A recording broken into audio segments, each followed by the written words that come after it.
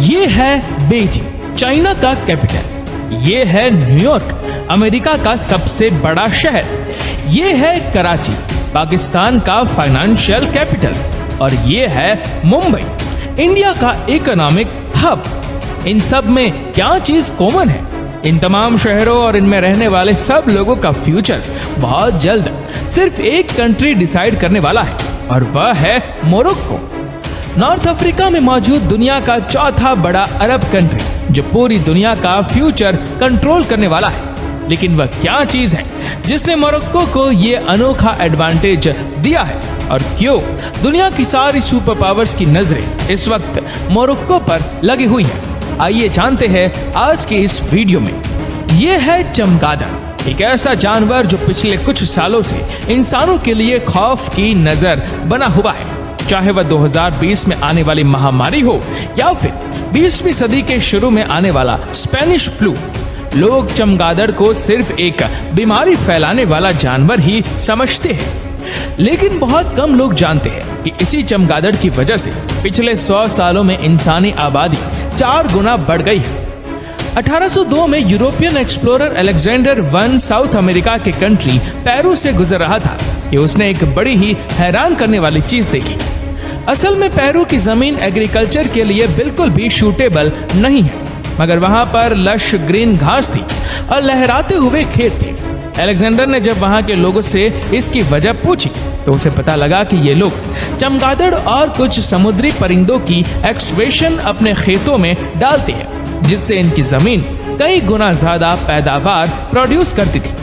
Alexander यही knowledge western world में लेकर आए और फिर इसी को फर्टिलाइजर के तौर पे इस्तेमाल करते हुए वेस्टर्न कंट्रीज ने अपनी एग्रीकल्चरल प्रोडक्शन बढ़ाना शुरू कर दिया। 1913 में फिर फ्रिट्ज हार्बर ने इसी फर्टिलाइजर को आर्टिफिशियली प्रोड्यूस करने का तरीका डिस्कवर कर लिया। इसी फर्टिलाइजर की वजह से इंसानी आबादी सिर्फ 100 सालों में लिटरली एक्सप्लोर हो गई। 1912 से 2012 तक पूरी दुनिया की आबादी 1.5 अरब से बढ़कर 7.5 अरब तक पहुंच गई। सब कुछ अच्छा जा रहा था, लेकिन फिर 2010 में साइंटिस्ट ने एक बहुत ही खतरनाक चीज की डिस्कवरी की। इस फर्टिलाइजर में यूज होने वाले 2 कंपाउंड्स पोटेशियम और फॉस्फेट, जिन्हें कंबाइंड फॉर्म में पोटेश भी कहा जाता है, हमारी जमीन से बहुत तेजी से खत्म होने जा रहे। अब पोटेशियम के रिजर्व्स तो हमारी जमीन में शायद अगले 100 साल तक के हैं, मगर दूसरी तरफ फॉस्फेट के रिजर्व्स शायद अगले सिर्फ 50 साल के ही बाकी रह गए हैं। और दूसरा सबसे बड़ा मसला ये है कि फॉस्फेट हम आर्टिफिशियली क्रिएट नहीं कर सकते।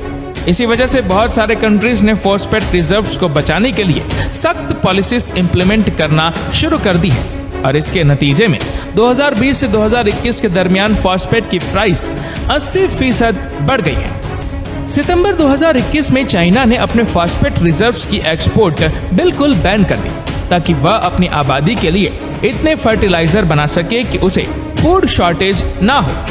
अब यहाँ पर एक बड़ा इंटरेस्टिंग पॉइंट ये है कि चाइना के पास दुनिया के दूसरे सबसे बड़े फॉस्फेट रिजर्व्स है, लेकिन वह पूरी दुनिया के रिजर्व्स का सिर्फ 5% बनते हैं। सीरिया के पास दुनिया के तीसरे सबसे बड़े फॉस्फेट रिजर्व्स है, और वह भी दुनिया के टोटल फॉस्फेट रिजर्व्स का सिर्फ 3% बनते हैं। इसी तरह बाकी दुनिया की कंट्रीज के पास भी सिर्फ 1 से 2% फॉस्फेट रिजर्व्स है, लेकिन एक कंट्री है जिसके पास फॉस्फेट के 70% रिजर्व्स है, और वह है मोरक्को।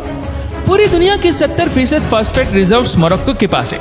जरा सोचे कि एक कंट्री के पास ऐसे रिसोर्स की मोनोपोली है जिसपे सारी दुनिया के इंसानों का फ्यूचर और सर्वाइवल डिपेंडेंट है। कौन से कंट्री के लोग अपनी फसलों में फर्टिलाइजर डाल सकेंगे और कौन से कंट्री के लोगों को फर्टिलाइजर नहीं मिलेगा, इस सब का फैसला मोरक्को करेगा। जब भी हम इंसानों का सर्वाइवल या फ्यूचर किसी चीज पर डिपेंडेंट होता है तो उसके नतीजे में वॉर्स इनवाइटेबल हो जाती है। अब जैसे हमारा फ्यूचर आर्टिफिशियल इंटेलिजेंस पर डिपेंडेंट है, तो सारी सुपर पावर्स इस एआई को पावर करने वाले मेटल लिथियम को एक्सप्लोर करने पर लगी हुई है, और कैसे ये खोज एक वर्ल्ड वॉर तक लेकर जा सकती है। पूरी इंसानी तारीख में सबसे ज्यादा खून खुराक यानी फूड सप्लाई को हासिल करने के लिए बहा है। बदकिस्मती से अब हमारी दुनिया आज फिर उस पॉइंट पर आ गई है कि बहुत जल्द खुराक की शदीद कमी होने वाली है, और इस कमी को दूर करने के लिए ताकतवर कंट्रीज किसी भी हद तक जा सकते हैं। मोरक्को बहुत जल्द इंटरनेशनल जियोपॉलिटिक्स में एक बहुत पावरफुल पोजीशन पर आने वाला है, क्योंकि ऐसे ही हम हिस्टोरिकली देखते आए हैं। 150 साल पीछे चले जाए तो 19वीं और 20वीं सदी में सारी ऑयल प्रोडक्शन अमेरिका के हाथ में थी और इसी चीज ने उसे सुपर पावर बना दिया। 18वीं सदी में ब्रिटिश एम्पायर के पास दुनिया के सबसे ज्यादा मेटल रिजर्व थे और इसी की बेसिस पर उसने पूरी दुनिया पर राज किया।